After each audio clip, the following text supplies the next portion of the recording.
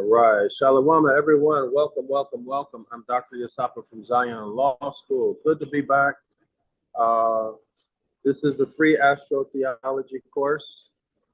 I want to welcome everyone, and hopefully I can do better this time than last time. All right. But anyway, let's see how it goes. Okay. Thanks, y'all, for stopping in, joining in. One moment. Let me check it on YouTube. All right. Looks like we have a signal. Okay. So here we go, y'all. This is going to attempt to share the screen now. One moment. Oops. One moment. Uh-oh. Hold on. Wait. Okay. So let's see if I can make it happen.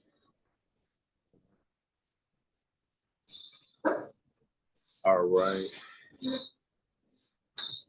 Let's see. Are we in business, y'all?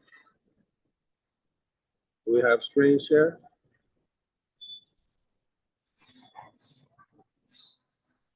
Hey, looks like it's working. Okay. Welcome, welcome, welcome to the free astrotheology course. I'm Dr. Yasapa from Zion Law School.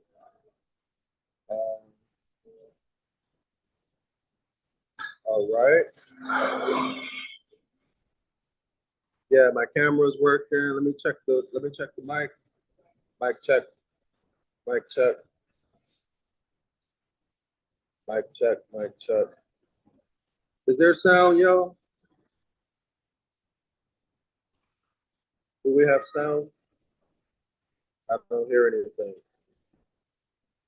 Mic check. Mic check. Hold on. Mic check. Mic check.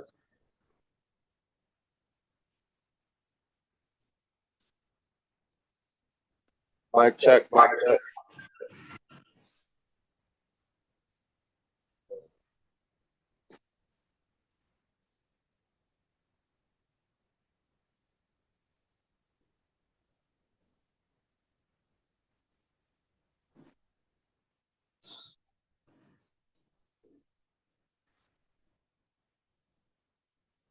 Mic check. Mic check. Do we have sound? Can you guys hear me? Mic check. Mic check. Okay. All right. We're good. Okay. So let's begin. All right. Welcome, welcome, welcome again. I'm Dr. Yasapa from Zion Law School. This is the free, that's right, I said free astrotheology course. Astro as in astronomy, the stars and the planets, the universe, the cosmos. Theology as in the study of God. Okay, astrotheology, the study of God. Okay, so put it all together and what do you get? What do you get? You get stars and planet worship. Okay, or the study, the science of worshiping the cosmos. Or simply worshiping the heavenly bodies, y'all. Okay? Now, of course, this is hidden from you in your theology, right? But let's begin. We're on chapter 10. This is page 112, y'all. It's a very long title, but let's get into it. Constellations of heaven, all known to the ancients. We knew all 48 constellations. Our ancestors only recognized 48. The 12 Zodiac that make up the Maserat, the belt, right? The old path that the prophets talked about. And then 36 additional, 3 constellations located, let's say, next door. to each of the 12. Okay, so each of the 12 constellations or zodiac signs has 3 constellations next to it or next door to it, okay? So the house next door on the left, the house next door on the right, and then the house across the street from your house, all right? Total 48. Now, in ancient times, our ancestors only recognized 10 constellations. Virgo, Libra, and Scorpio were 1. And later in time, they were separated. Okay, that's how you get 12. All right. Now, let's continue. The North Star over the apex of the pyramid when it was built. So if that's the case, y'all, you can calculate, let's say, when was the last time that the North Star would have been directly above the pyramid? You can calculate that, right? You can calculate it. But was it built at the last time the North Star was directly over the pyramid? Or was it 10 times ago or 1,000 times ago? We can only guess, right? We can only guess, but you can calculate it. Now let's continue. But the significance of that is why? Why was the pyramid built where that its apex would be directly below the North Star? What's the meaning of that? That's just not by chance, y'all. That's the author's point. Knowledge of ancients of the cloudy band at the equator. So the cloudy band at the equator, if you were here for the last class or 2, maybe even 3, I talked about, well, the author talked about the Magellan clouds, okay? The Magellan clouds. So this has to do with what Moses said,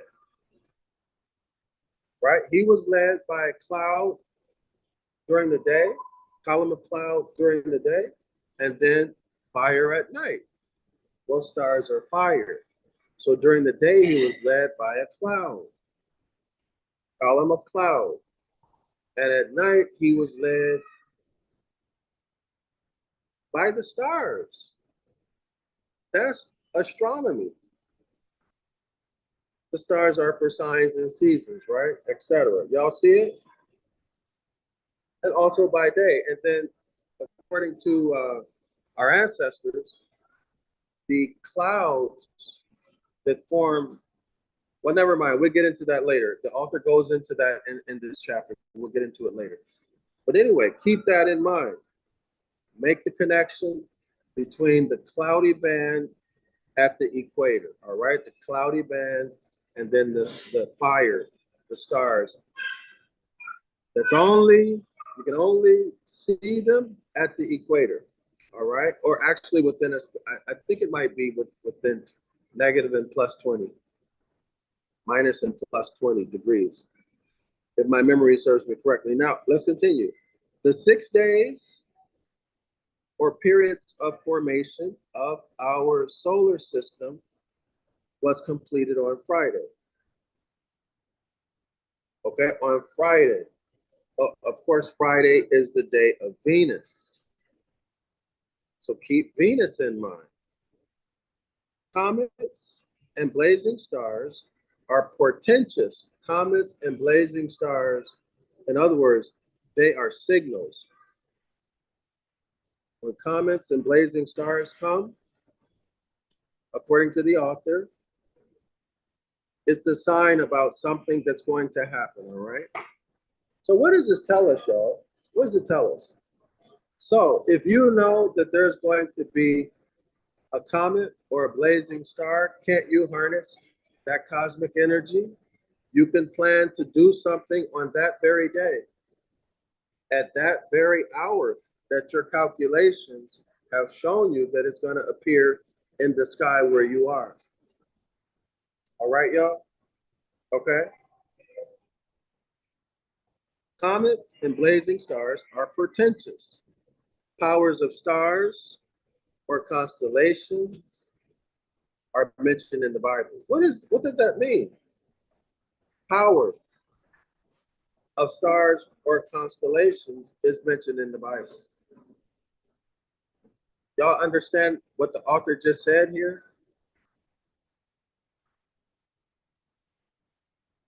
You understand what the author just said here?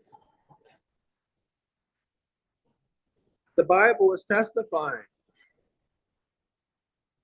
to the power, the electromagnetic force that stars and constellations impose on consciousness and the activities of man and natural phenomena on the earth. So, of course, we need to see it, right? We need to check to see this author's credibility before we give him full faith and credit. So, what's the point? What's the point? Well, here's the first point that comes to my mind. Why hasn't this information been shared with you by your religious institution or your pastor, imam, rabbi, more, moshe, bishop, whatever title they have? Why haven't they told you this information? Why is it kept secret? In other words, think, how does this information benefit you and not them? So therefore they hide it from you. How will it empower you to know this? See, y'all, this is our heritage. And this is science. It's not spiritual devils and demons and spookism. It's not that at all. They're hiding this from you for a reason. And that reason is that when you learn about it and you take it back, it will activate another faculty of intelligence that you have that's dormant right now. And you're running scared of yourself. And it will empower you and disempower them by nature. All right. Now, let's get into the context. All right. First paragraph. Astrology is the mother of modern astronomy. This is in 1892. Y'all got that? See, we have an old saying. We have an old saying, and here it is. You are what your ancient foremothers and forefathers were. Right? Nobody can deny that. Well, the same thing applies here. Astronomy ain't nothing but astrology. I remember when I was a little boy, and some quote unquote black people, they would get what we thought was a good job, like a fireman, policy enforcer, something like that. And then they would get uppity, right? And there'd always be somebody who would bring them down and use the N-word. Tell them you steal the N-word, right? I remember, and this is really, really sad. Listen to this story, a personal story. So I remember when I got, was it my MBA? No, when I finished medical school, I remember I saw my father. I visited my biological father. You know, I was a terrible student in high school. And he brought out my old high school report cards and told me, this is who you are. Don't forget it.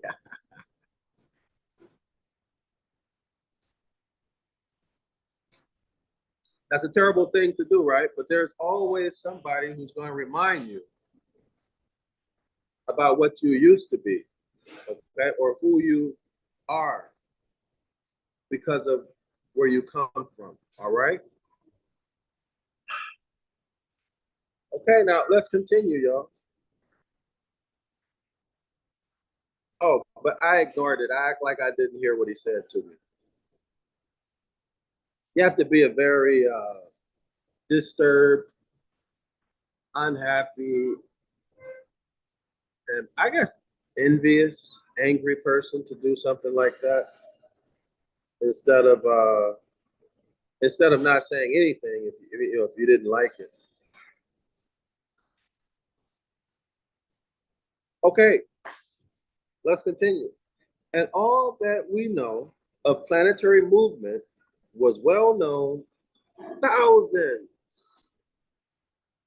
of years since by the ancient Chaldeans, but not just the ancient Chaldeans, the Aryans, the Persians, Arabians, and Egyptians.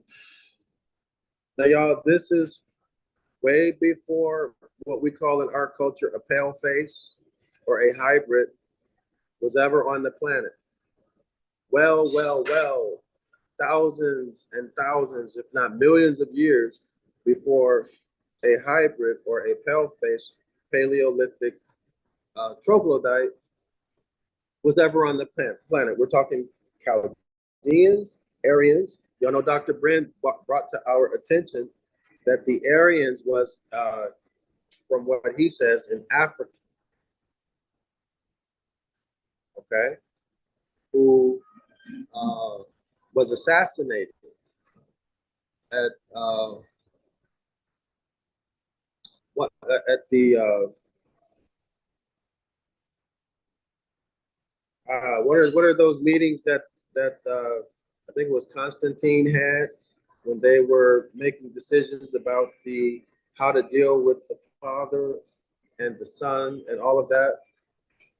The the Council of Nicene. I think that's what. Yeah, maybe it's that council when they assassinated him because he wouldn't go along with it. But that's Dr. Ben's work. Anyway, let's continue, y'all. The constellations were named and the heavens divided into 12 parts. That's 12 zodiac signs. Okay, now that's not true. The constellations were, yes, they were named, but they were divided into 10 parts. Okay, y'all, they were initially divided into 10 parts.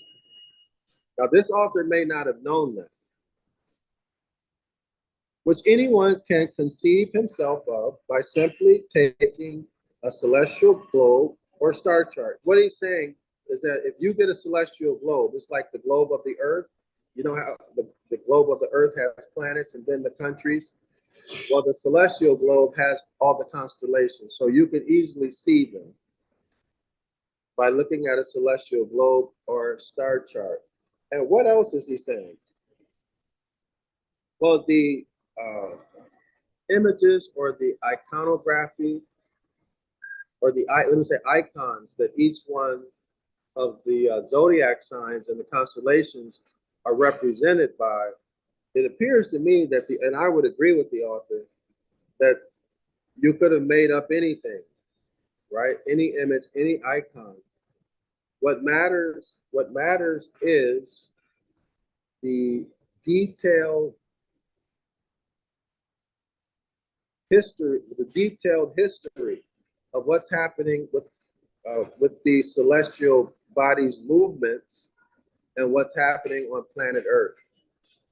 Okay, now our ancestors observed that for thousands, if not tens of thousands or millions of years. That's why astrology is so accurate. Okay, but anyway, let's continue. And in them, that's in these constellations, he, that's you, will read wonderingly. In other words, you'll be amazed that every version of ancient religions and also ours have their origin in these constellations, specifically the 12 zodiac signs. Okay, these are the key players. But then the others, they play their role also in telling the story. So that story is going to be what? Astronomical in terms of the electromagnetic energy, or in terms of the magnetic energy, the rays, right, y'all?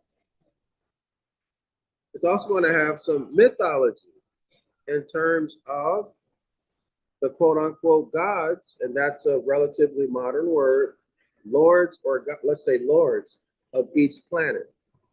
In other words, each of the constellations, they have a mythology associated with them. Okay? They have a mythology associated with them. So we have to put this information together, the astronomy and the mythology, which is history, right?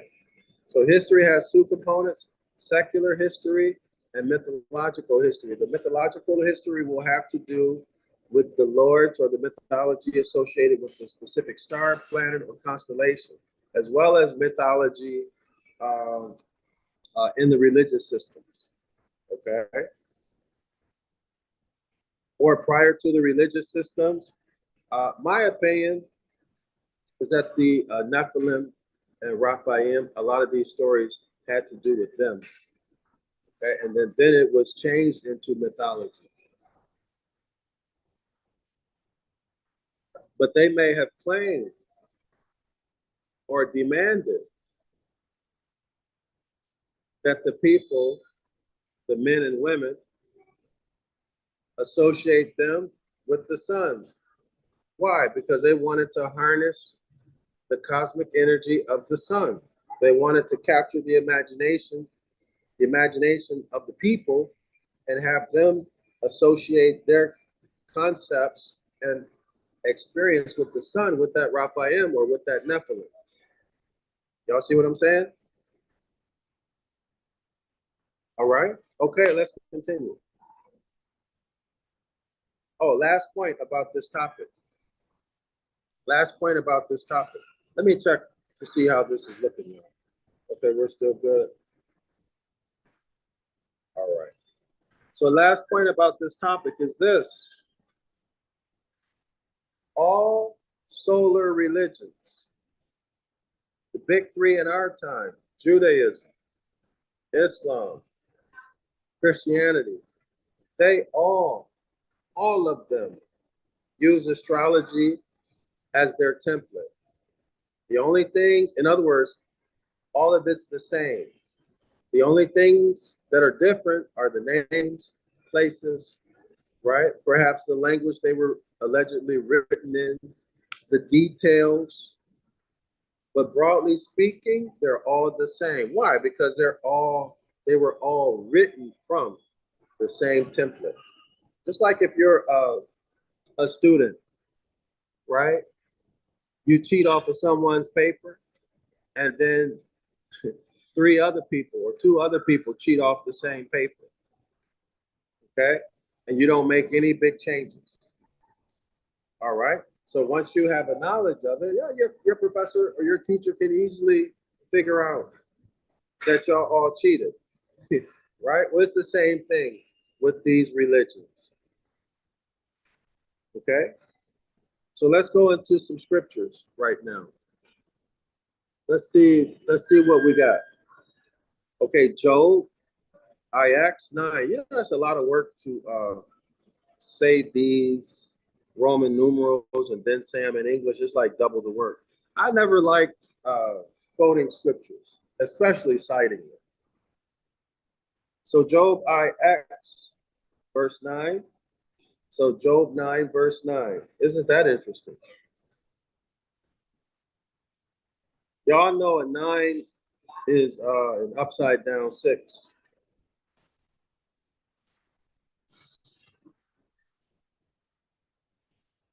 Quote unquote, which maketh Arcturus. That's a constellation and a star, I believe. I think it's the brightest star in the Boots constellation. If I have time, I'll show it. Orion constellation. and Pleiades, also constellation, and the chambers of the south. So chambers of the south, y'all, that's the Southern Cross or the Southern Cruise, okay? It's actually a cross that you can, like this, that you can only see in the Southern Hemisphere, all right? So let's say if you're in Brazil, you can see it.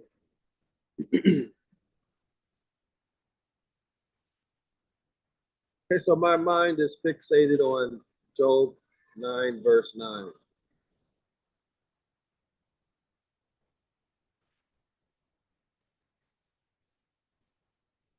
Well, we'll see. We'll see what happens.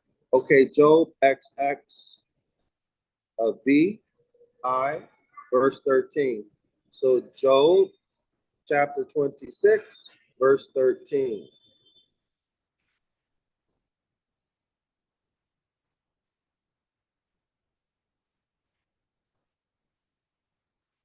So 26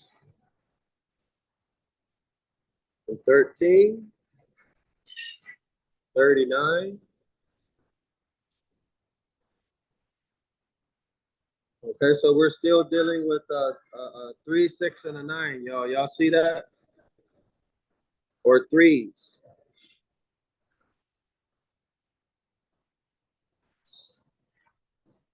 I'm gonna keep it in my mind and see what I come up with, y'all, in terms of possible numerological hidden meaning there. Quote, by his spirit he hath garnished the heavens. Y'all know how you garnish the dinner plate? Y'all see that? Garnished the heavens, decorated the heavens, made it beautiful. By his spirit, he has garnished the heavens. Now, that doesn't mean anything. By his spirit. I know y'all are thinking his Holy Spirit, his active force that he uses to create. But spirit is breath. So I would have to go back and look at this specific word. I don't know what word is being used here to see exactly what this verse means. You know what, y'all? Oftentimes, when there are, this is what I found, when there are verses that are, when there are verses that require you to, when there are verses whose meaning is derived from connotative linguistics, there's usually something going on there when you look behind it in the ancient Ibaryath, or some of y'all might prefer the Phoenician Canaanite or the Canaanite Phoenician. Okay? By his spirit, he hath garnished the heavens. His hand hath formed the crooked serpent. Okay? Or specifically, his hand has formed the constellation Scorpio.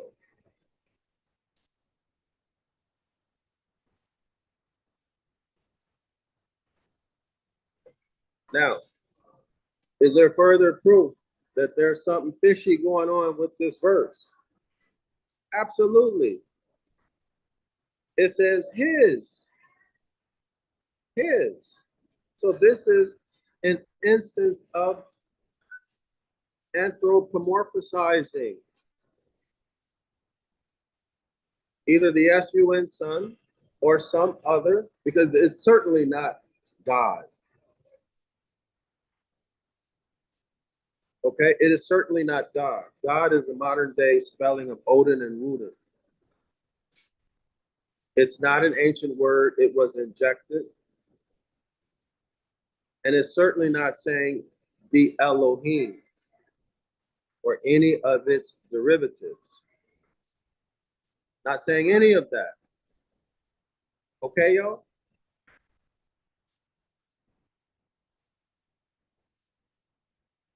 All right. So it's attaching his in terms of a masculine man. his hand, his hand. Okay, so there's something going on. All right, because again, there is no, absolutely no God, external deity. That's an anthropomorphic. That's a personification of natural phenomena, specifically the sun. Okay, or a constellation like Boots, or a constellation like Virgo, right? Who is Isis? Who is the Virgin Mary? So this is very interesting, something worth looking behind to see what this actually says. Okay, Job XXX VII, verse 31. So Job chapter 37, verse 31.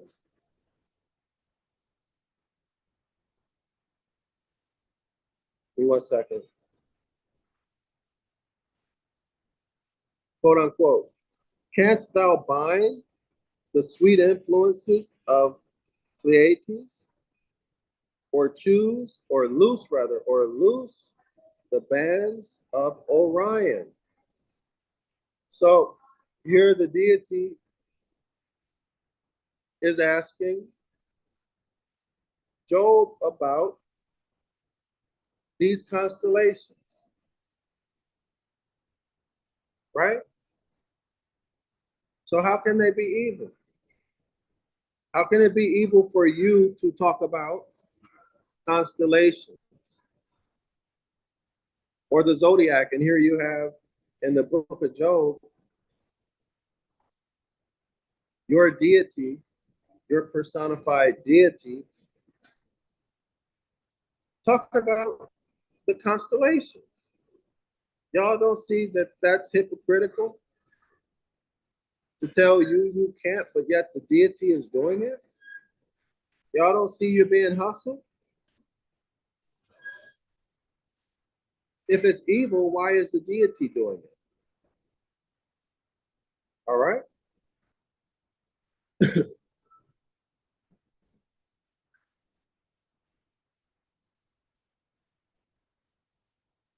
Okay, 32, Job 32.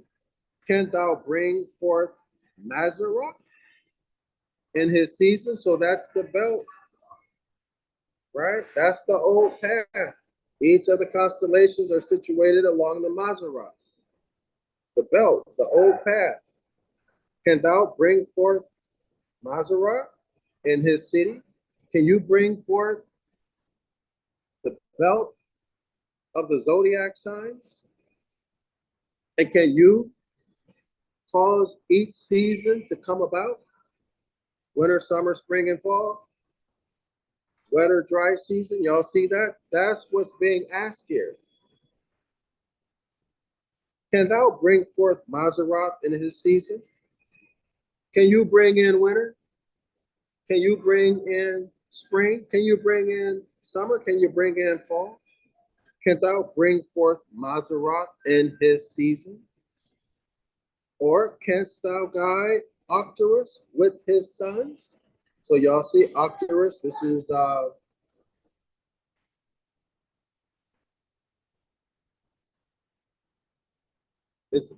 it's both a star and a constellation. If my memory serves me correctly, it's as a star, it's the brightest one in Boots. Okay, now there is a mythology associated with Arcturus. All right, I think he's the like the guardian of the bear or something like that. It'll come to me. Okay, now this is the Most High asking these questions about the zodiac. So actually, we're going to get into this. We have, I think, two supplementary books. Okay, that I'm going to get into this during this chapter. So we're going to go into the supplementary books. Okay, that deal with each of these constellations. All right. quote unquote, God dwelleth in the thick darkness. So we've already gone through that, right? God dwelleth in the thick darkness.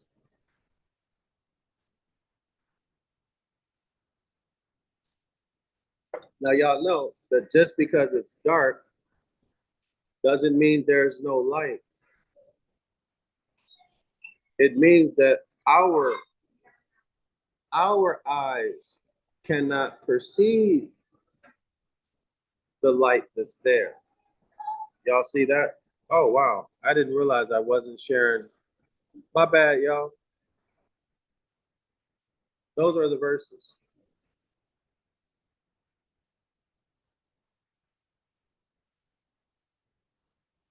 I'm looking at the verses to see if I see any, if I see any associations. Right now, I see threes.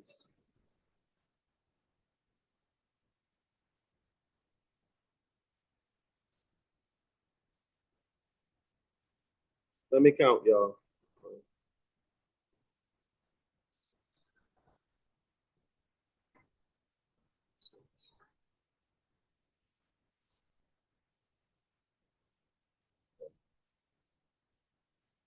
One second. 9, 13, 31. Okay, y'all see, okay, Job X, Job IX, it has one X.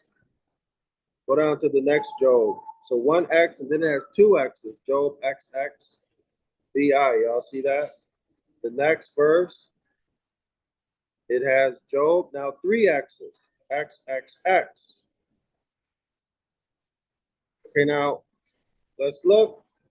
We go back to Job IX. We see one I, Job IX9. Now we see Job XX and then BI. I'm looking for patterns, y'all. That's all. That's what I'm doing.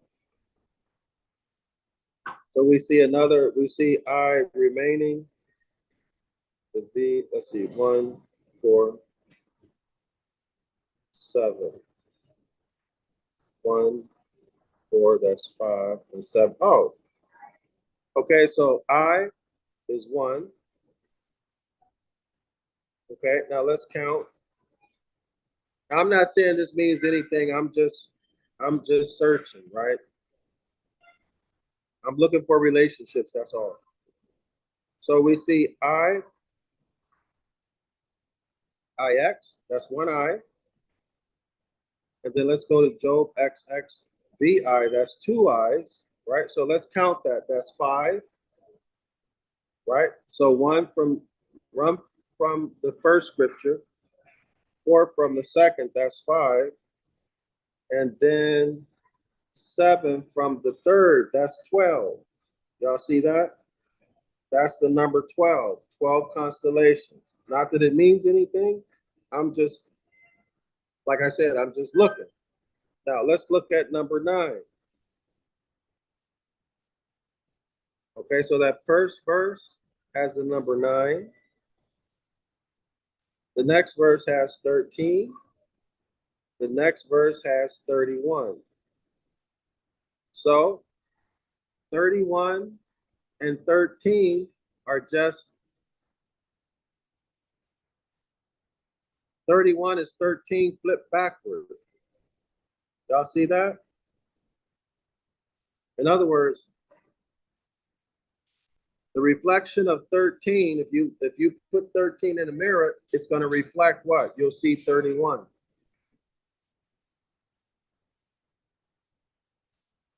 So let me keep going. So 9, you can, wow. So y'all see 13, 31, and 32. So 3, 3, 3 is 9.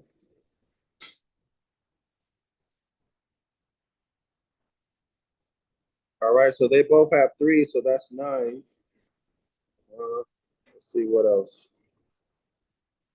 1, 2, 4. 1, 3, 4. So I see I see a pattern, y'all, but it will take me some time to work it out. So we have 1x, 2x, and then 3x's. Okay, so the verses are all what? Can be reduced down to 3. 9,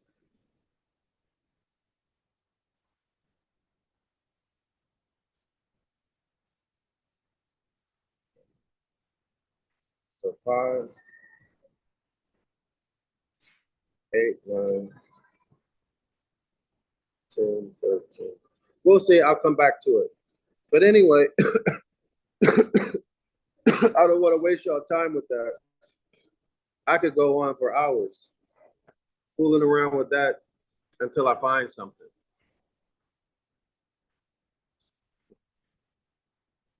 Just ask the scholars that come to class on Saturday. Okay, so page 113. And by the way, y'all, the more time you spend with something, playing around with it, it'll come to your mind. You'll see it. It just takes the time, energy, and effort and attention. If you do all of that, if there's something there, you'll see it. It'll be brought to your attention. Okay, page 113. Alluding to the star Alcyone rather, in the Pleiades, the darkest spot in the heavens. Huh? Y'all got that? So what's the darkest spot in the heavens? The star Alcyone, which is in the Pleiades. Okay, declared by the ancients as the grand center or pivoting point around which all the fixed stars, our sun and solar system, revolve in the great cycle. Wow. Y'all hear that?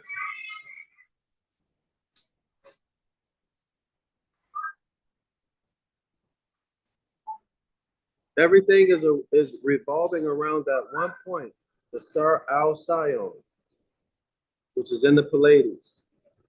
The biblical chronology for the book of Job is 1,520 years before Christ.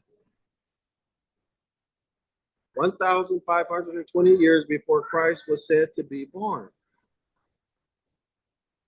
So the book of Job was written 1,520 years before Christ was born. As no one has ever been able to find who Job was or who wrote the book of Job, and as the whole book of Job is a complete description of Masonic ceremonies or Egyptian masonry. Y'all got that? This author is telling us the whole book of Job is a complete description of Masonic ceremonies or Egyptian masonry or trial of the dead by Osiris.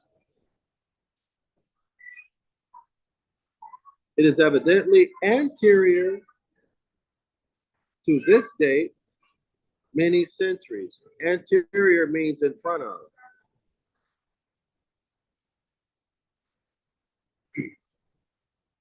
The three accusers, so Job's three accusers, you know, those fake friends or questioners, and the trials through which Job has to pass, the deprivation of all his wealth, in other words, the devil took all his stuff, and his return and Job's return to the light and favor of the Grand Master.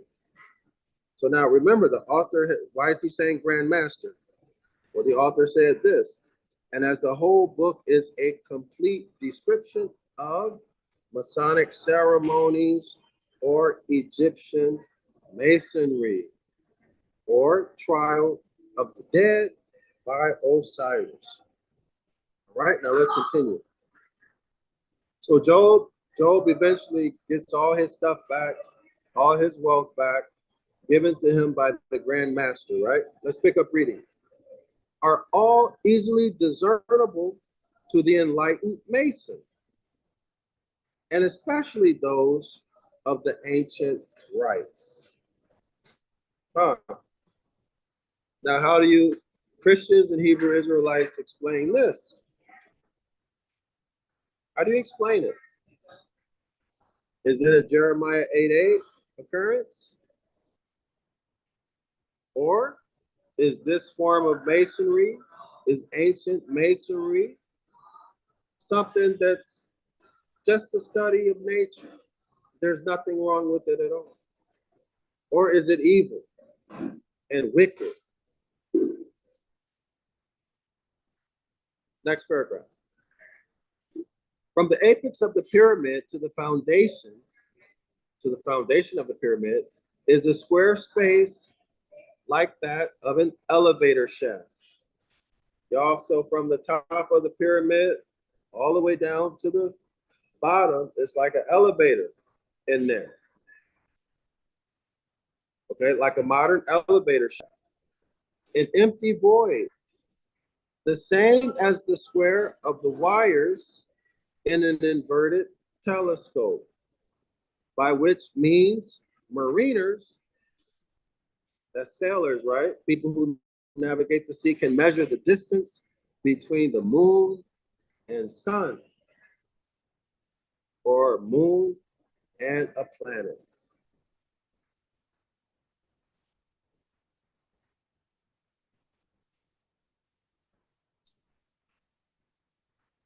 Everybody see that?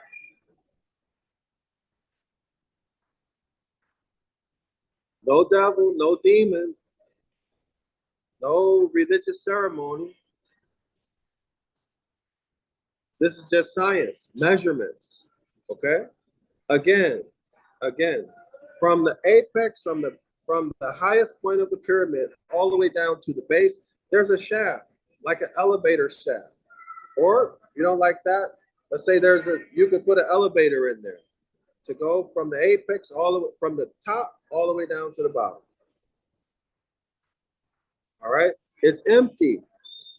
Listen, the same. It's like, listen. See what this author is telling you.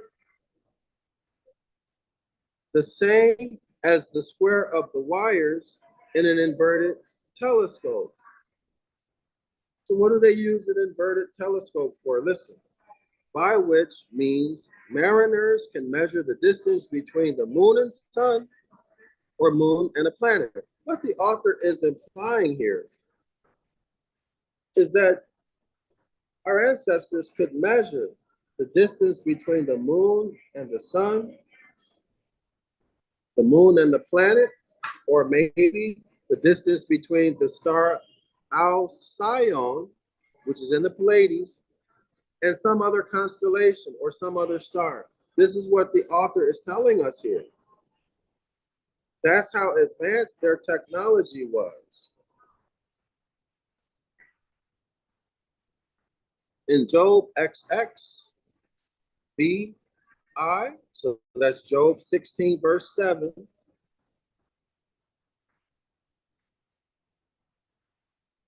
Job 16, oh no, I'm sorry, Job, not 16, Job 26, verse 7.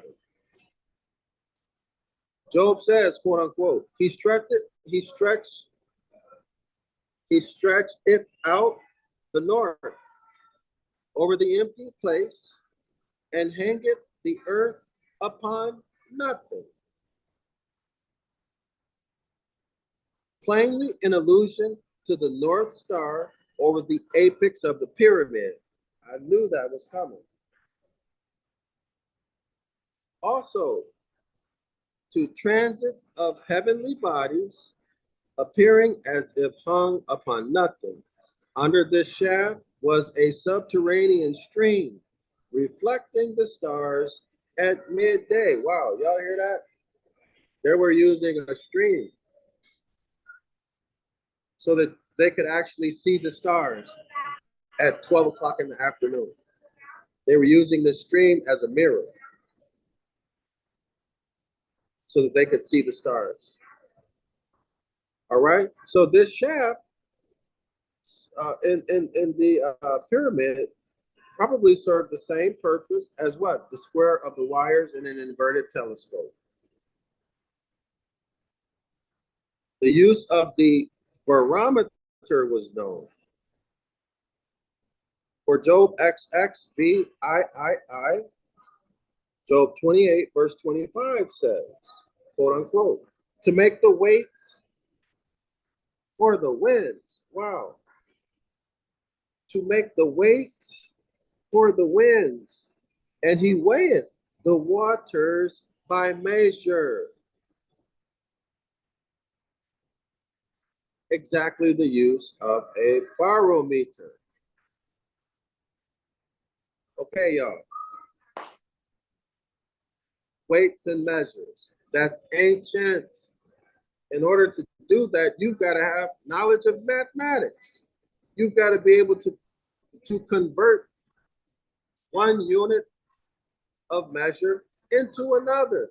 That's complicated math.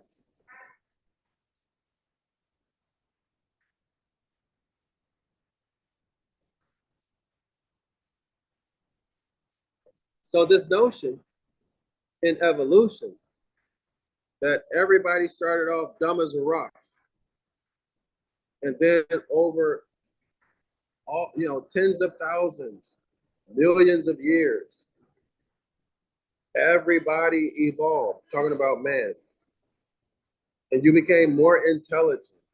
This is a flat out lie. And the evidence, the archaeological evidence, shows you that it's an outright lie. All right? Shows you man came on the scene, or man was on the scene always. There was always high science and high technology. We're at a low point today with the hybrids in power. Oh, now let's deal with petroleum. I'm not talking about Vaseline, y'all. They knew all about petroleum.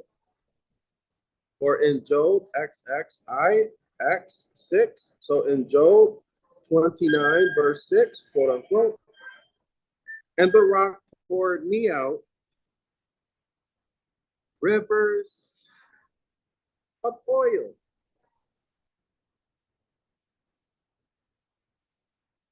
And the rocks poured me out rivers of oil.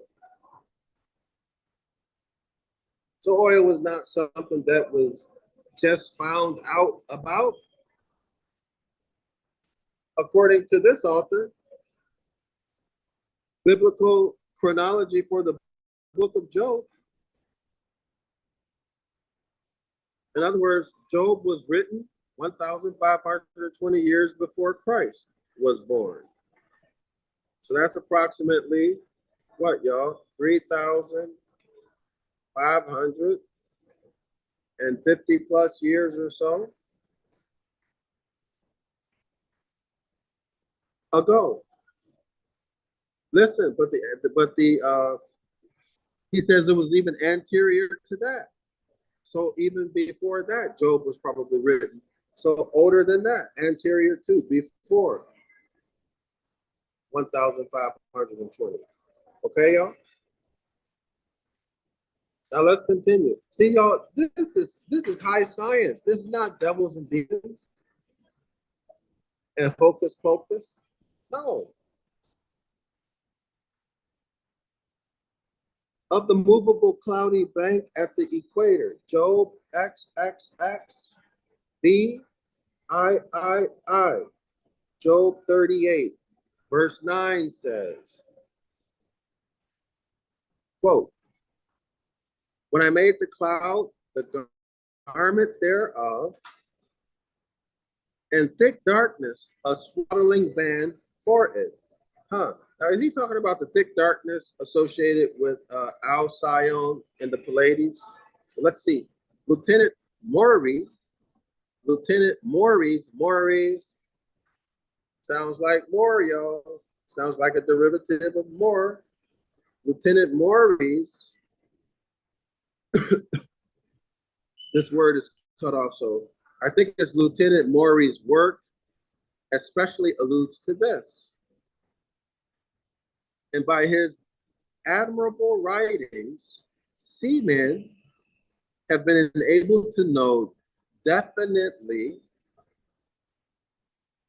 when near the line or equator just how to steer to fill up their depleted water casks.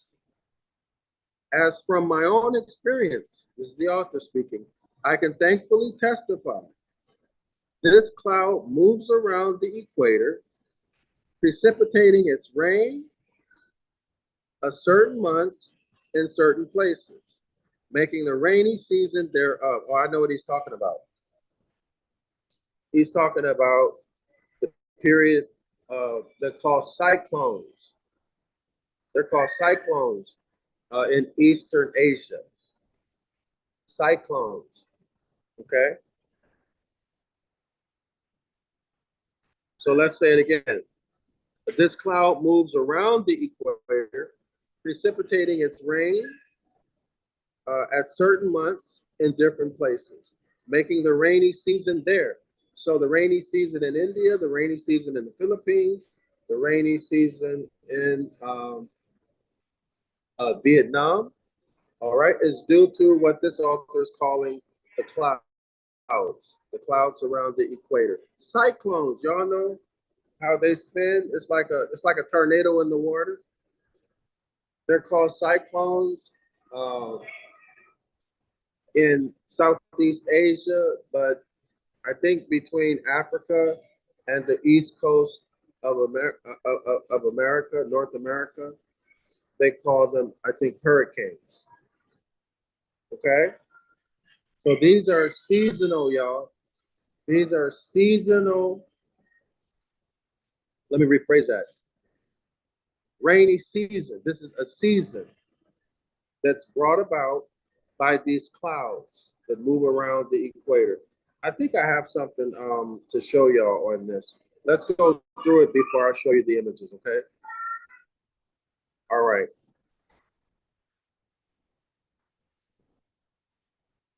Okay, so now, and as it moves on, and as the clouds move on, the rains cease, the rains stop, and dry season grows. They knew, that is our ancients, they knew of the Magellan clouds, for Moses used them as a guide day and night, quote unquote, as a cloud by day and a pillar of fire by night. The Magellan clouds always appear thus. Y'all hear that? It's very interesting. Very, very interesting.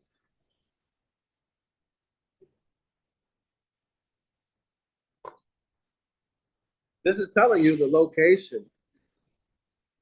This is telling, well, I'm not going to say it. Y'all watch the video I did called The Location of the Promised Land According to Moses. Okay? All of this will make sense to you. I went into great detail in that video. Okay, great detail. Okay, Genesis chapter 1, verse 26. So we know Genesis chapter 1 is inserted into the book of Genesis. All the scholars know that. It was inserted during or shortly after Babylonian captivity. In other words, Genesis chapter 1 is not original to the book of Genesis. It's an insertion. We have to ask the question, why did they insert it? Okay, so Genesis chapter 1, verse 26, quote unquote. And God said, let us make man in our image, after our likeness, and let them have dominion over the fish of the sea, and over the fowl of the air, and over the cattle, and over all the earth, and over every creeping thing that creepeth upon the earth. 27. So God created man in his own image. In the image of God, he created him.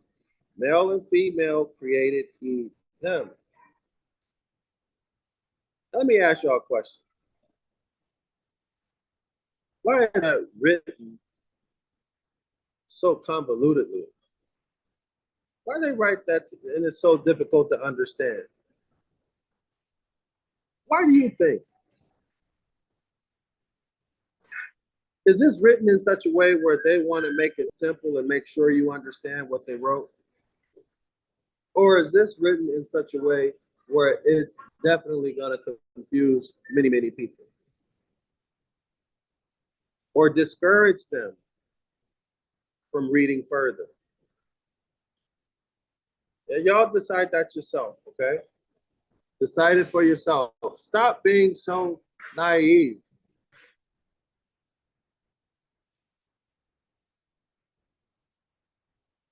28. And God said unto them, be fruitful and multiply and replenish the earth and subdue it. Why would they have to replenish the earth?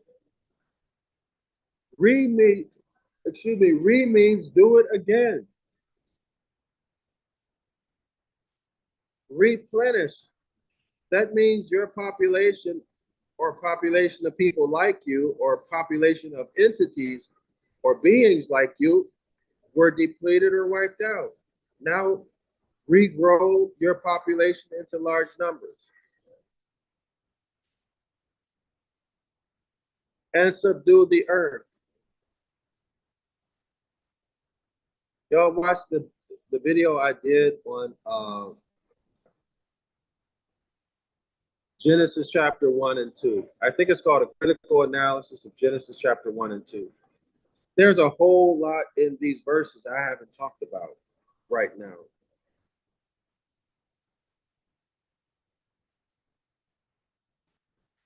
Okay? And have dominion over the fish of the sea and over the fowl of the air and over every living thing and mores, that includes you. And have dominion and have superiority and dominate every living thing, including the man that was created, or so to speak, man who is formed from the dust of the soil in Genesis chapter 2, verse 7. The hybrid is the created being in Genesis chapter 1, verse 26. The hybrid was made in the image of the Elohim, which are Mors. May have included Raphael, created in their image. And if you go into this, you go into it, what you're going to find is that this created creature in Genesis chapter 1 has both sex organs present. Huh? This was a kind of man that was created. A kind of man. This is the Han Uman, the Neanderthal, the Paleolithic troglodyte nigger, who, according to the Yacubian story that we, or the Yacubian history that we get from our ancestors, from our elders, listen, the Elohim, who are not gods in the sky, these were just Moors. Maybe there was a Raphael involved. Who knows? I wasn't there. Let's say it was Yaqub and his 12 feminine meaning women, scientists who helped him. Huh? Let us create man in our image. So they had a penis and a vagina. I mean, this created creature had a penis and vagina, created in their image. Both sex organs present, hermaphrodite. And they, the hybrids, Han Uman, was given or commissioned to dominate, to put in bondage or connotatively to enslave every living thing that moveth upon the earth. That includes the Genesis chapter 2, verse 7. Man who is sprung from the soil, who is thought made manifest from the soil, from the land. The hybrid was purposed by those renegade Moors to put us in bondage, to rob us of our birthright. And Christianity is commerce. You're born into sin according to Christianity. So therefore you are born what? A debtor. You are obliged, obligated to submit to whatever corporation is pretending to be government, right? That's what Christianity tells you. And if you don't, you're going against God. Y'all see the connections?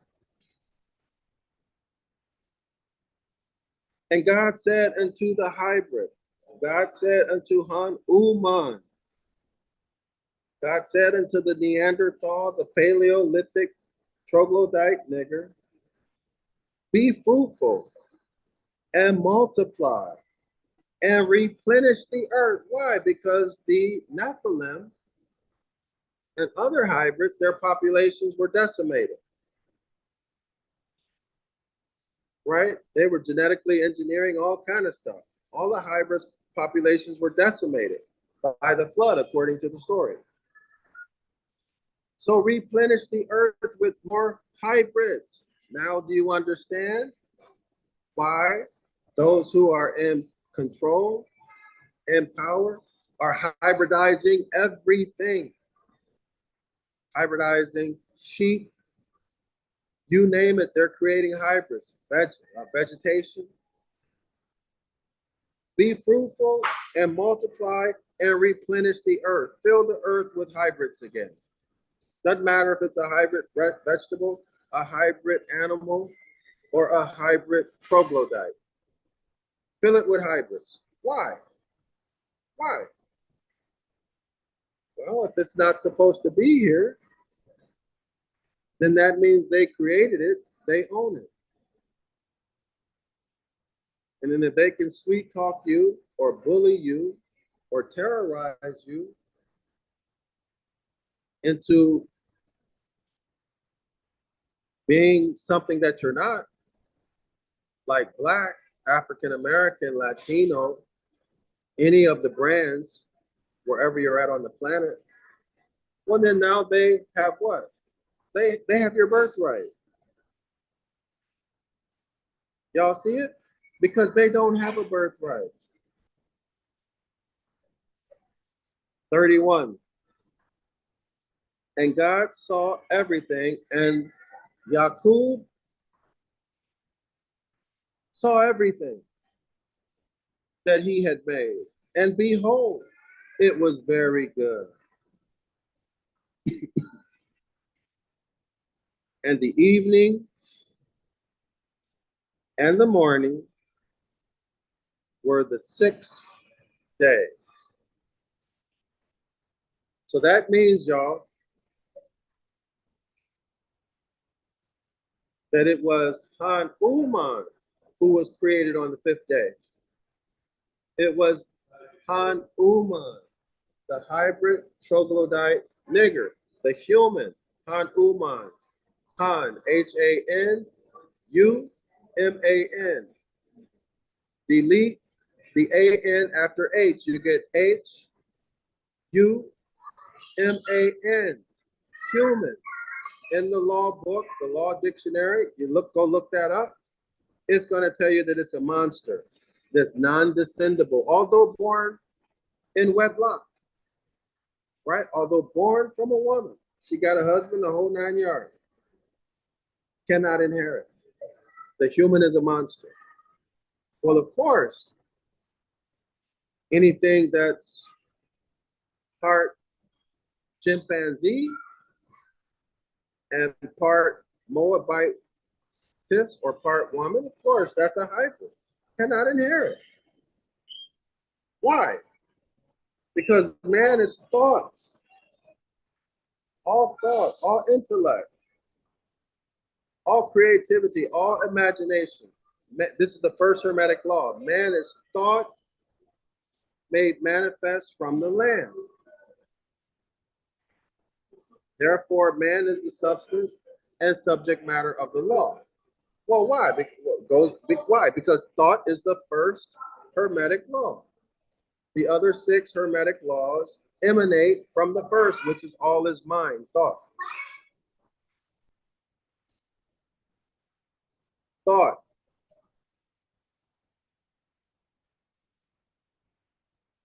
Therefore, man is the substance and subject matter of the law. Y'all see it? Whereas the hybrid, he has the DNA from the chimpanzee and, what else? So the hybrid is not a thought made manifest from the land. That's my point. Therefore, the hybrid is not the substance of the law, right? But the hybrid has no substance, colorable, no substance, looks like a symbolicum, but no substance. Y'all see it? See the connection to that in the Hermetic laws? So it is the human who was created on the 5th day, according to the story. All right? Han Uman. That's why I would never say I'm human. I mean, you won't hear it out of my mouth. But I will take advantage of any type of legislation or treaties where they're referring to me. Maybe they don't know. Maybe they know. I don't know. Right? But we are man. We are man. Not mankind. We are man.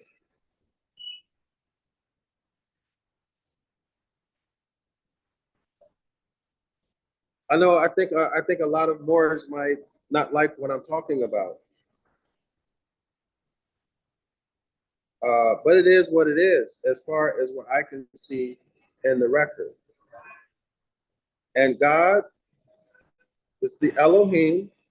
This is not the grand creator of the boundless universe and all of that. No, this is the Elohim. These are Moors. In my opinion, this is Yaqub and the 12 female and the 12 feminine scientists that he was working with, and the gods, and Yaqub and his 12 feminine co-scientists, co-genetic engineers saw everything that he had made, and look, it was good. And the evening, why was it good? Well, he had a penis. It had a penis and a vagina.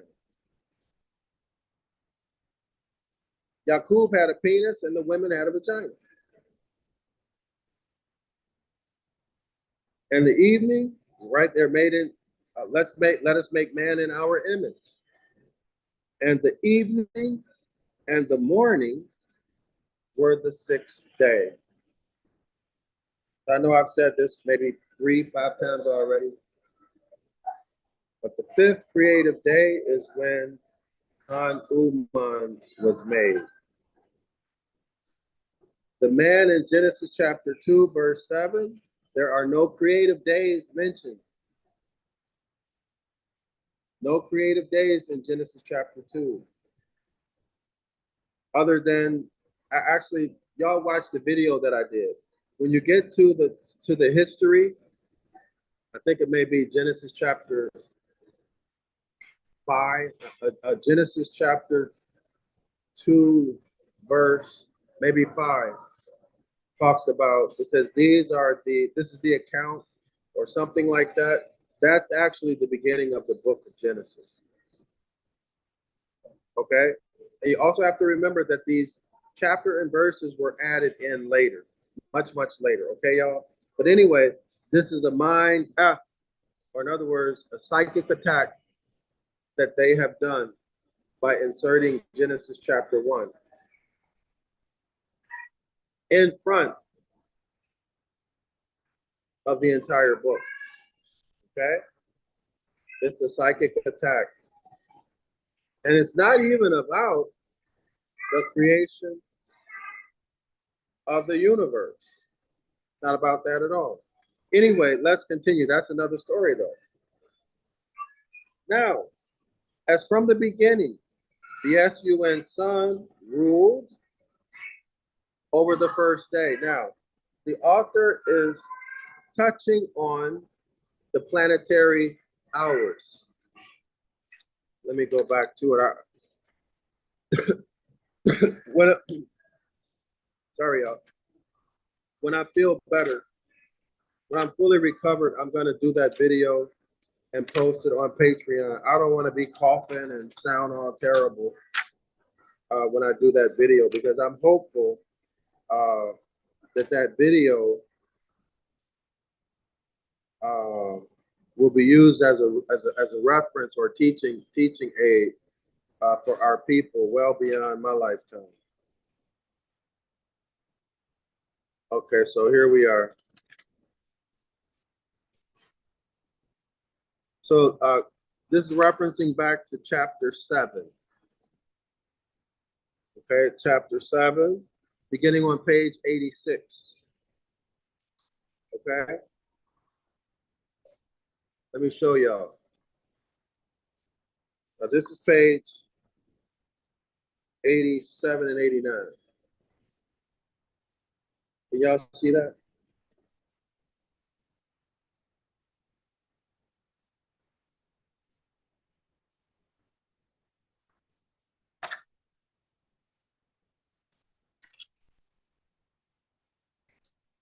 So this is dealing with planetary hours. Can y'all see that?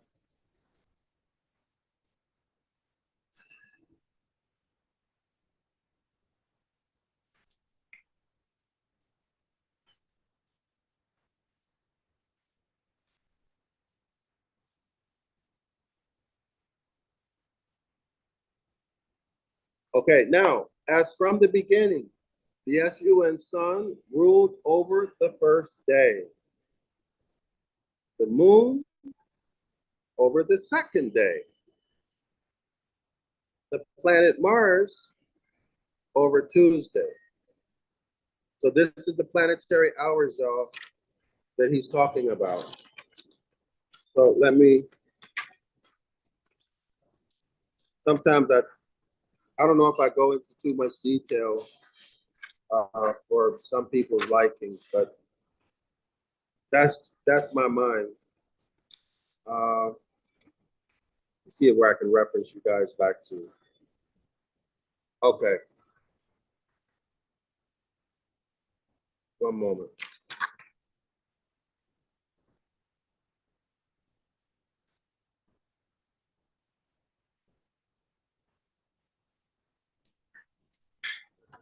So let's go back to page 86. Y'all see where it says, oh, you know, I forgot I can show y'all. I forgot I'm screen sharing. It's been so long since I've been able to do this, I forgot. Let me take y'all back so y'all can see. What I say, page 86?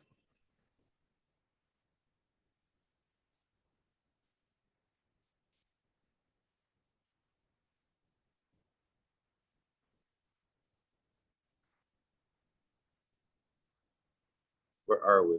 96. Oh, there we are. I think we're near.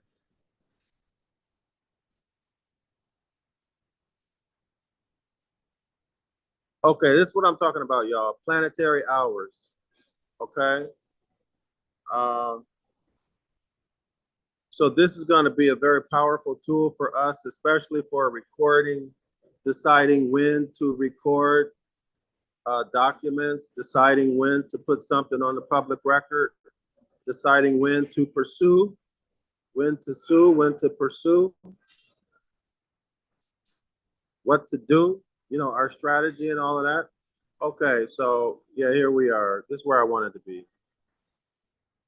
So I'm just giving y'all a reference, okay? So take a look here. So y'all see, and you see, hold on. Where am I? I'm trying to show y'all the key. Be patient, please. Oh, well, I'll come back to it. All right, y'all, I'm gonna put it right in the center of the screen. It says the sun rules the first hour of the Sunday, of the sun's day. The moon rules the first hour of the day of moon or moon's day. Mars rules the first hour of Mardi or Tuesday, so on and so forth, okay? Now, let's see, where are we?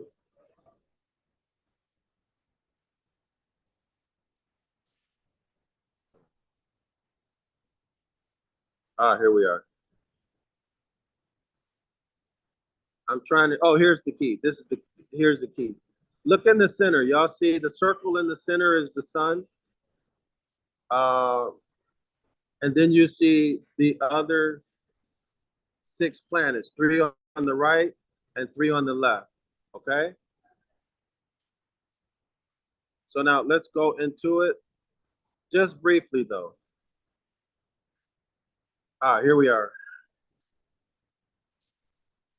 So do y'all see Sunday? Sunday's the first day, okay?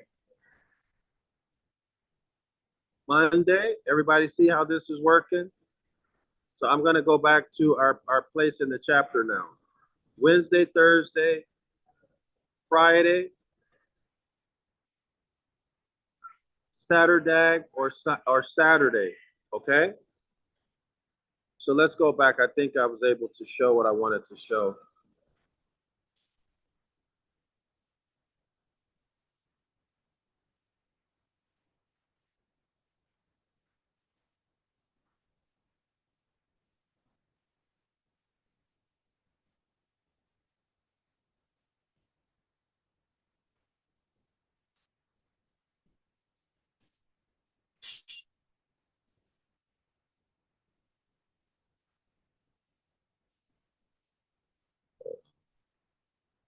So yeah, these are, I hope y'all were able to see. I don't know, I don't remember if I was showing the verses. Okay, so anyway, let's take a look at this.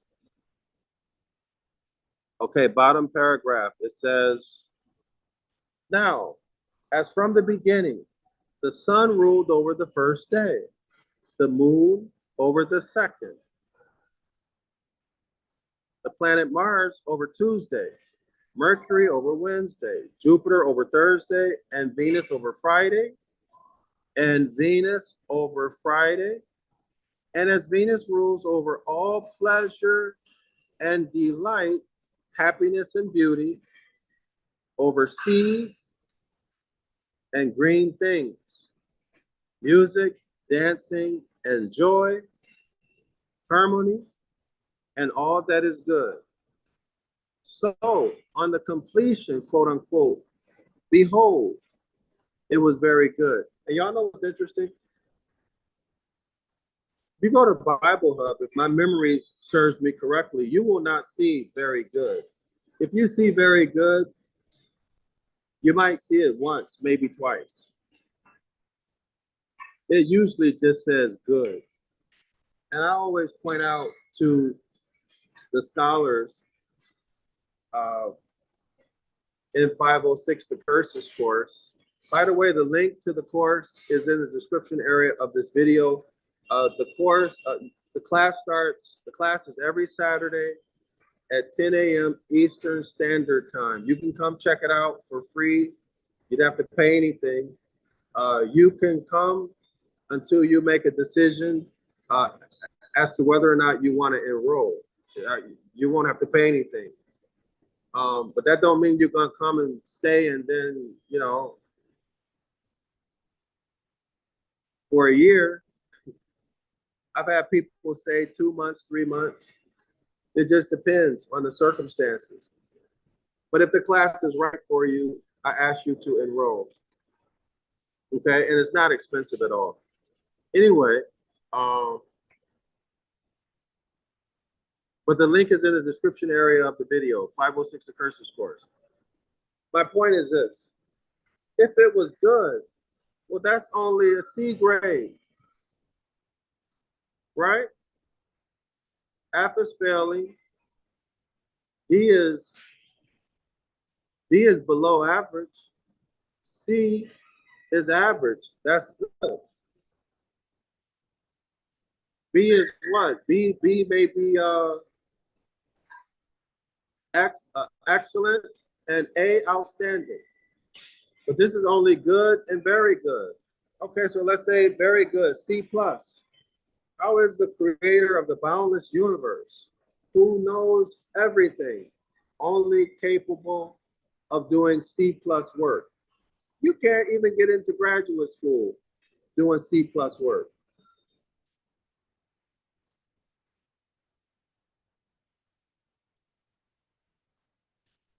I hope everyone sees that. All right, now let's continue.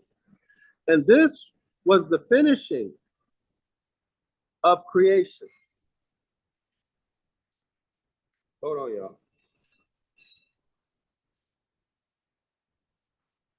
I gotta find my place. Oh, okay. And this was the finishing of creation. Job XXX, BIII, Job 38, verse 7, quote unquote. Listen, y'all. When the morning stars sang together, and all the sons, S-O-N-S, of God shouted for joy. When the morning stars sang together. Now, y'all, let me ask you. Can stars sing? Look up into the sky. Can they sing? Do they have a voice box or something similar where they can sing? When the morning stars sang together, so can they sing together in harmony, rhythmically? When the morning stars sang together, all the S-O-N sons of God shouted for joy. How do you square that? A plain allusion to Venus as morning star, and to the music of the spheres, and also to the stars, or S-U-N-S, sons of God.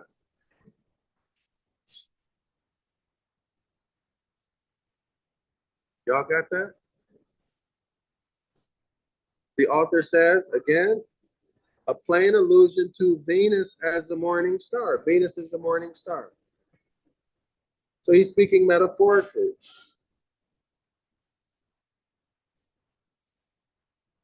Giving natural phenomena traits and characteristics, behaviors, or have them doing things that men and women do, personifying them. A plain allusion to Venus as morning star, and to the music of the spheres. So the what? Everything is vibrating, right? Everything is vibrating. Well, vibration, if you have the apparatus, you can hear the vibration. And to the music of the spheres, and also to the stars, or S-U-N-S, sons of God.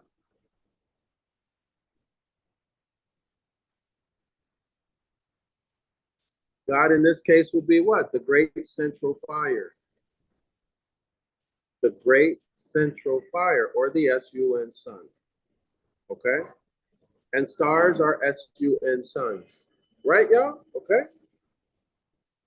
All astrology teaches that comets and blazing stars are portentous. Comets and blazing stars, you'll see them when something is about to happen.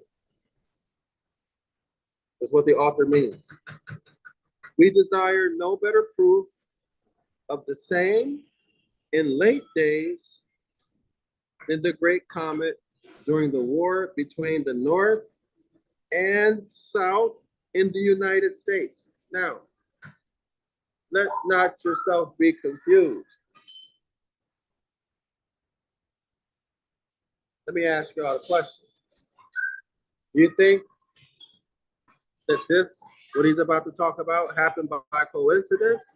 Or do you think that there is someone skilled in the art and science of astronomy / astrology who did the calculation, determined when these comets and blazing stars were going to appear in the sky,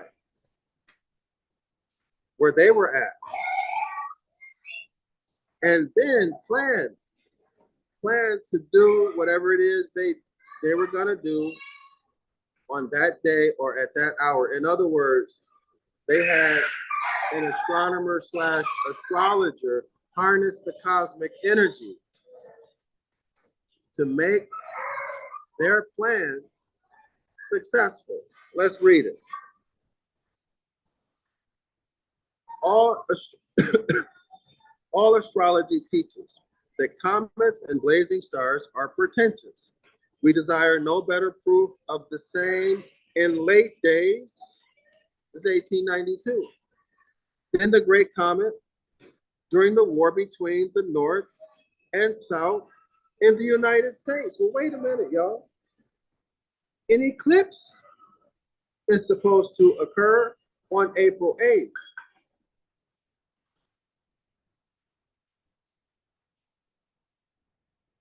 So is the eclipse going to cause all kind of crazy things to happen?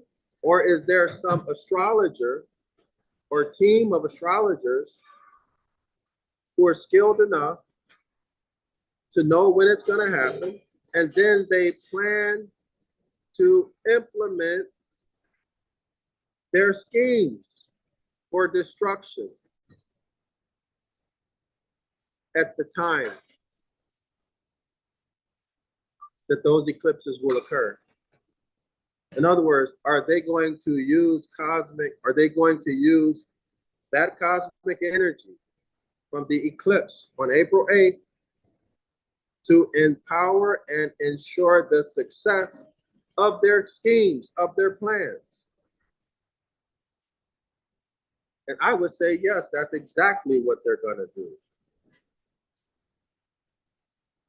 And that's exactly what happened in the past and during the war between the North and the South in the United States of America. Let's continue reading. And again, that exceeding bright comet, which was first discovered at Chicago, and the next morning at Washington. Y'all know he did not say in Chicago. He did not say in Washington. He said at. This is in 1892. And what he's saying is correct, because you cannot be in a corporation that only exists or doesn't even exist at all. It's just on paper, right? You can't go inside of Chicago. You can only be at Chicago.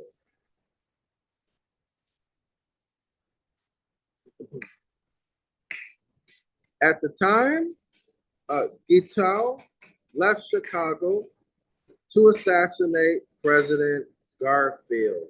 Y'all think that wasn't planned? Of course, They knew by calculation, by mathematical calculation, when that comet would come, and to ensure the success of President Garfield, they timed it to be done at the time of the comet. That's why I'm telling y'all, we need to harness cosmic energy to ensure the success of everything we do, from reporting our affidavits, or recording rather our affidavits, to pursuing whoever we need to pursue, whoever we need to sue, whenever we need to put something on the public record. Okay, we should time it, harness the cosmic energy to ensure that it is successful.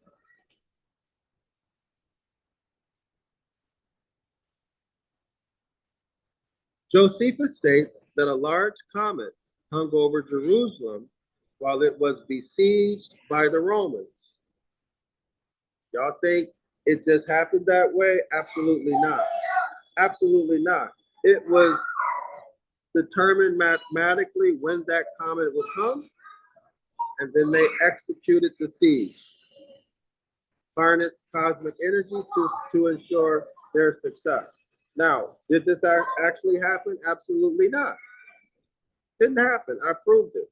Y'all go watch the video I did with Sonetta. You'll get all the information. This is a fake story.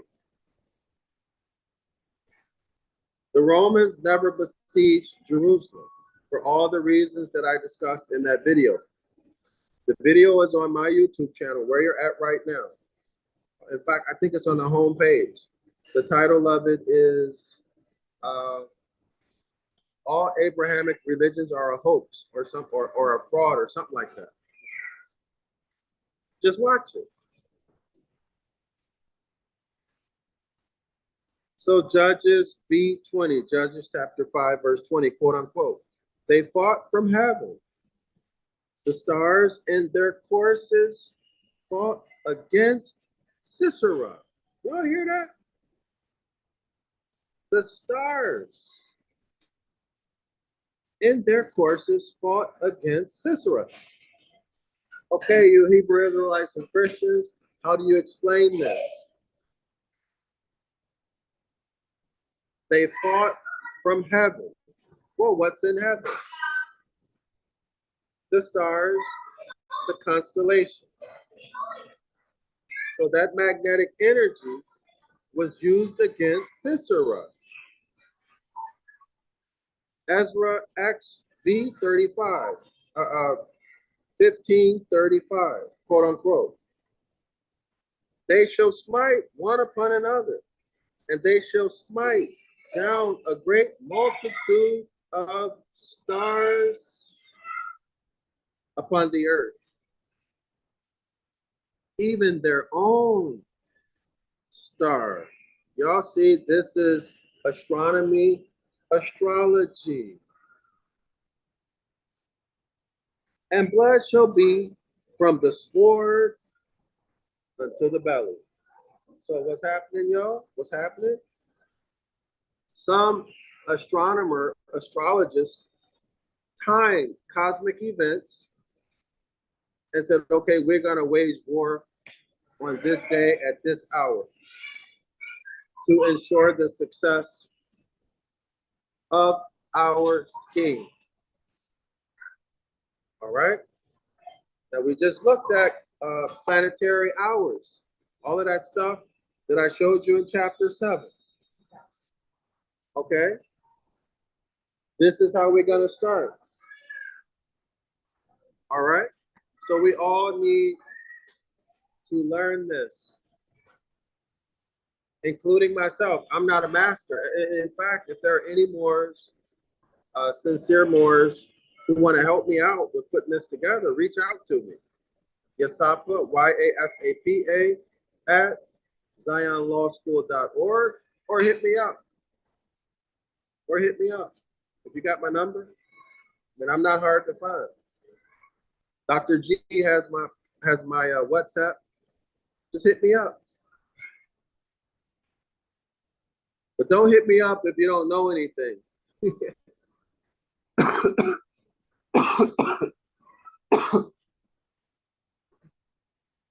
Well, let me take that back.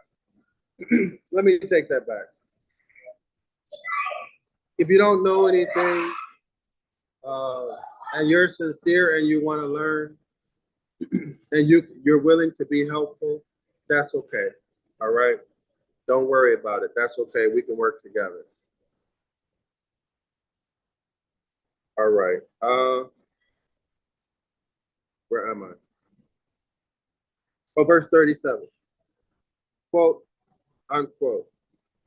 And there shall be great fearfulness and trembling upon earth. And they that see wrath, and they that see the wrath shall be afraid, and trembling shall come upon them. 40.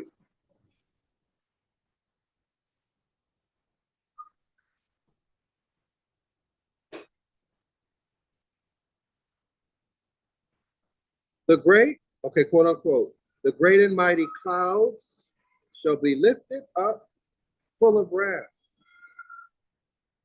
and the star,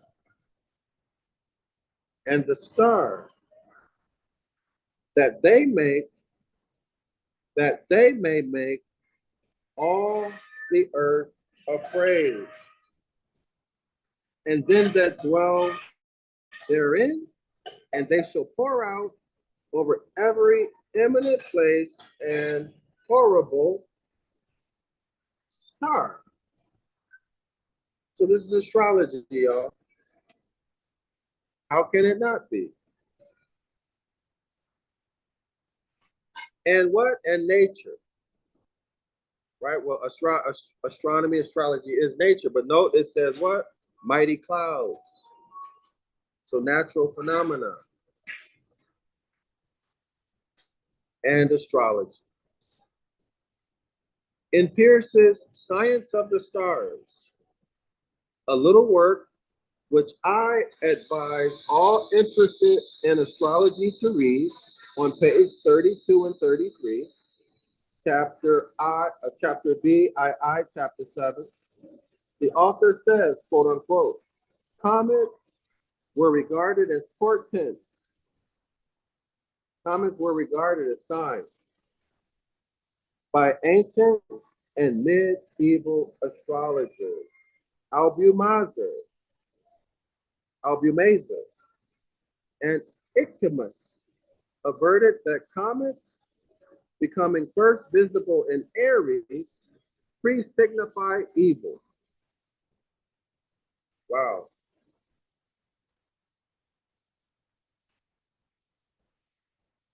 Pre-signify evil to nobles and grandees in eastern parts. And in these countries, influenced by that sign, drought, drying up of fountains, etc.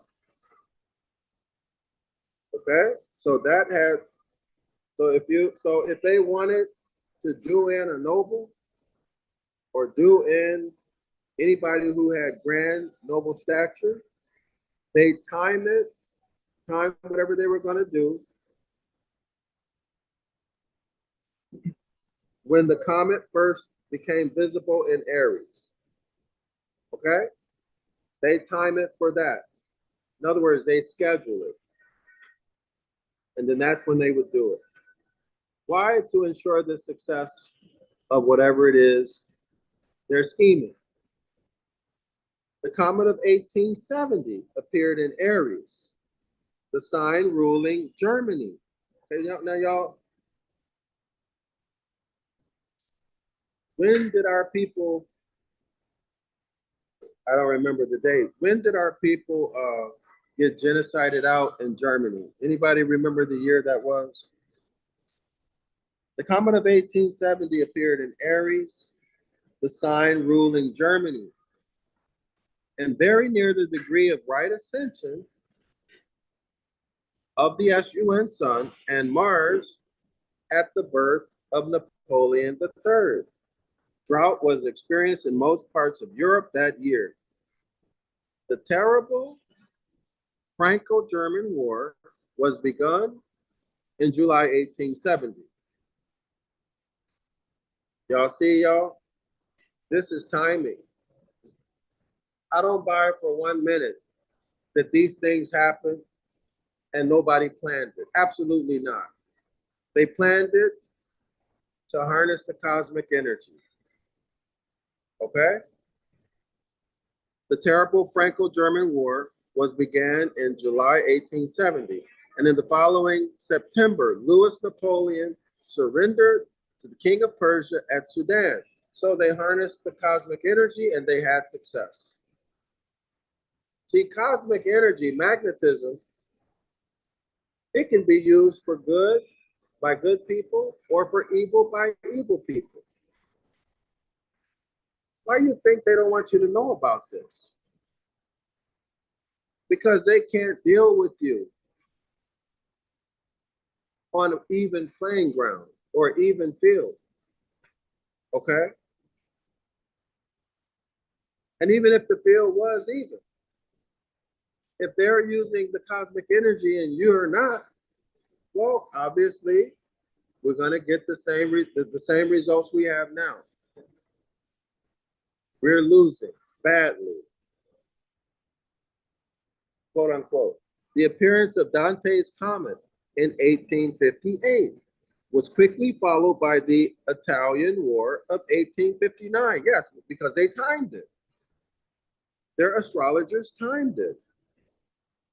The appearance of the Great Comet of 1861 coincided with the Great Conflagration in London, which had not been equal for 200 years, and was immediately followed by the outbreak of the Civil War in the United States. Why?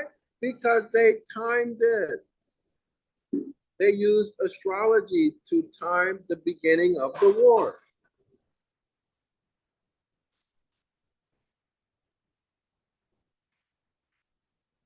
So what are they going to do on April 8th?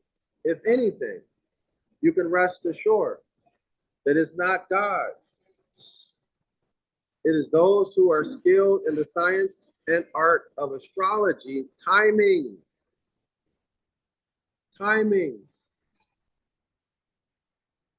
Their schemes, their plots to harness cosmic energy. Okay, don't be fooled. See, this is why this notion of external gods is so disempowering and so toxic. You don't even know who your enemy is. You think it's some god, and you can't do anything. You're powerless. When all the while, it's the inferior hybrid, physically and intellectually inferior. Just like on the Wizard of Oz. You know, the little itty bitty guy. Weak, fragile, behind the curtain, pulling levers.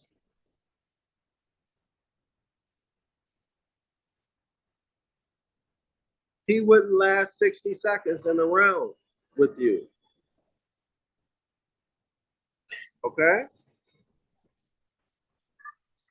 But because he had control over what you see and what you hear, you know, disconnected from your mind, your eyes and ears are disconnected from your mind, and he used fear to make you think and believe things and to control your behavior,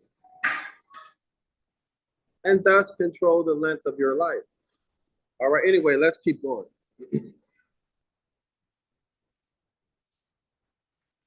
This comet appeared in Gemini, the sign of the United States and of London. Mr. Peer omits the assassination of Lincoln.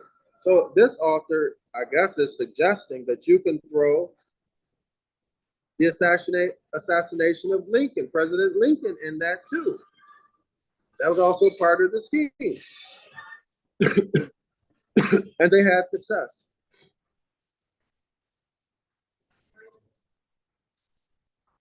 What else did they have success in? Bringing in the democracy and bringing in foreign banks. The influence of foreign, not foreign banks, foreign financial institutions. Ultimately, I think it was 1891, something like that, removing, not removing, but they signaled that they were going to remove silver. But ultimately, what happened? The removal of silver and gold, which meant that there was no longer any substance in the Constitution. The Moors, the people were taken out. So we're the substance and subject matter. They were made into what? Indian, colored, black, Negro. The silver was taken out, the gold was taken out. Now there's no substance. So now you can move ahead with the administrative state. That's when all of the, if y'all get the handbook on trusts, I don't remember the author's name, but he gives you a good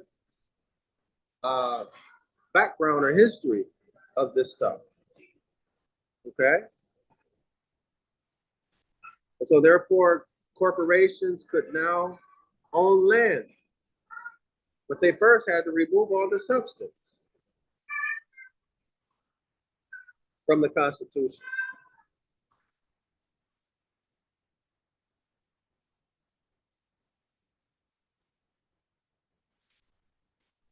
Let me rephrase that, from our daily lives. Then they were able to, and they did all of this, right, with legislation. Now they're able to move on with an administrative state because there's no substance.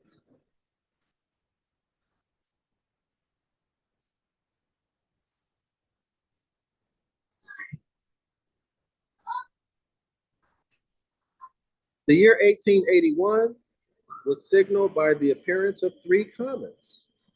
The Great Comet, Comet B, was first seen in the second decanate of Gemini on the 22nd of May. And on the 2nd of July, 1881, the President of the United States, Garfield, was shot.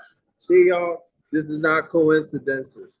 These are astrologers who are working for, with, or in government, corporate governments, the de facto government, to do assassinations, timing it,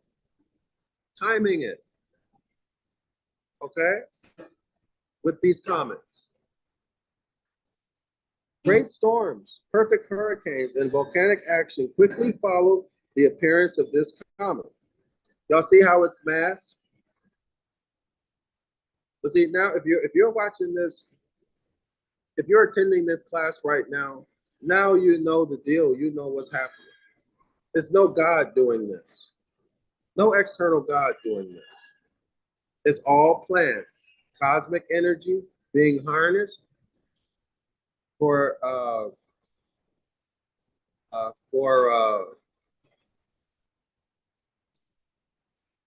destructive ends. It is singular to relate that the ancients aver that the appearance of a comet in Gemini pre-signifies tempestuous, stormy winds and the death of some famous and illustrious man. So if you're going to, in 1881, if you want to knock somebody off, well, this would be a good time to do it. Right, y'all? Because that's what the magnetic energy, that's what the consciousness is moving toward. Y'all heard? The current is going that way, so knock them off then. Don't wait. Do it then. Okay, y'all see the point? See the point? The cosmic energy is in your favor in 1881. If you wanted to assassinate someone, the cosmic energy was in your favor for you to be successful, right? All right. So the great heat of the month of July in England, France, Austria, the United States, and North America will long be remembered, being one more instance of the heat of comet years. The death of President Garfield in the midheaven of whose horoscope comet B appeared. The mourning for him in the United States. Okay, so what is this telling us? Maybe they saw his birth chart. And maybe that's why they timed it with cosmic B also. Or maybe they thought, wow, this would be a perfect time. Because not only do we have cosmic B, right, with all of the things that would happen. For example, it says here, uh, it says, it is singular to relate that the ancients averred that the appearance of a comet in Gemini pre-signifies tempestuous, stormy winds and the death of some famous or illustrious man. And also, President Garfield had Comet B in his horoscope. Oh, so if you wanted to assassinate him, that'd be that would be the absolute best time to do it. Y'all see it? It wasn't coincidence. No, it was planned according to astrological phenomena. All right. The mourning for him in the United States and the terrible forest fires quickly followed the appearance of these comets in Gemini. All right, I can't emphasize this enough, scholars. I want you to take away that these comets, shooting stars, how did they refer to it? Blazing stars, etc. This is a mass consciousness and a tendency toward something to happen.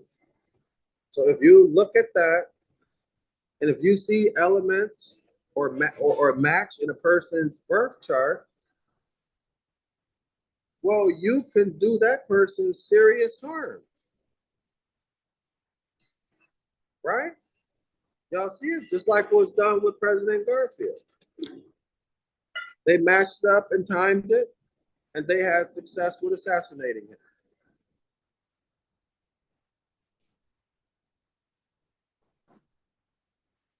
The death of President Garfield in the midheaven of whose horoscope comet B appeared.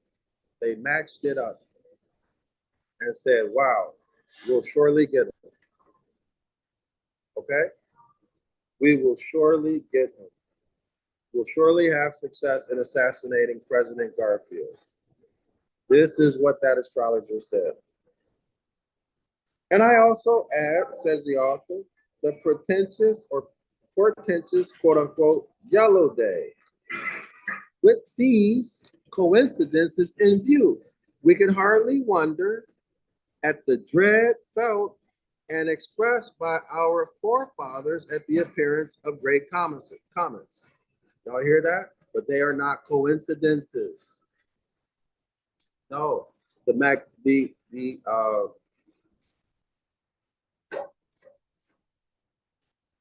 mass consciousness was leading toward those events. And it only made it more likely to occur because President Garfield had Comet B in his birth chart. All right? So matching up the cosmic energy, whatever it might be, with someone's birth chart to do them good or evil will be very effective. Quote unquote. When the planets in evil mixture to disorder wonder. Okay, so the cosmic energy is great for something terrible. Let's say a heat wave, storms, great storms. assassination of famous, illustrious, or great people. That's what this is saying. What plagues? Okay, when it's like that, some terrible things are going to happen. As we just read, as an example. Okay, and what portents? Okay, an evil mixture. Okay, what's the evil mixture? In this case, we're dealing with comets and what? Blazing or shooting stars. What portent? They're portentous, they're signs. Okay? Also what? They're signs that what? That if you want to do something, good or bad, now's the time to do it. And then check that person's birth chart and try to match it up. Okay? You'll have more success when there's a match between the evil mixture, as it were, and the birth chart. Okay? In other words, comet B is coming. Comet B is in that person's birth chart for good or evil. All right? What mutiny? What mutiny? Treason. Treason. All right? People do treasonous things, like assassinating presidents. That would be a good time to do it, according to Shakespeare, which this quote is coming from. And y'all know Shakespeare was more likely a writing team, a writing committee, okay? Secret society. So they knew a lot about astrology. What raging of the sea? Storms, shaking of the earth, earthquakes, commotion of the winds, windstorms, cyclones, hurricanes, tornadoes, natural destructive phenomena. Well, I hope y'all learned something from chapter 10. We just completed chapter 10, so congratulations, everyone. Thanks, everyone, for your support. I want you to like and share the video. I want you to buy my books and educate yourself on Ancient Ibaryath, okay? I want you to do that. Also, subscribe to 101 Ancient Ibaryath, okay? The link is in the description area of the video. I want you to come to class every Saturday at 10 a.m. Eastern Standard Time, all right? Also, last thing, I want you to support my project to write the Book of the Law in modern English and ancient Ibaryath, so I can restore, show you the astrology and astronomy, the Hermetic Laws, and the constitutional laws, the natural law, okay? So I can show you the etymology, so on and so forth. All of that stuff is in the description area of the video. So y'all support my work. I'm grateful for everything that you do in terms of support. Islam to all the Moors, assalamu alaikum, and shalom.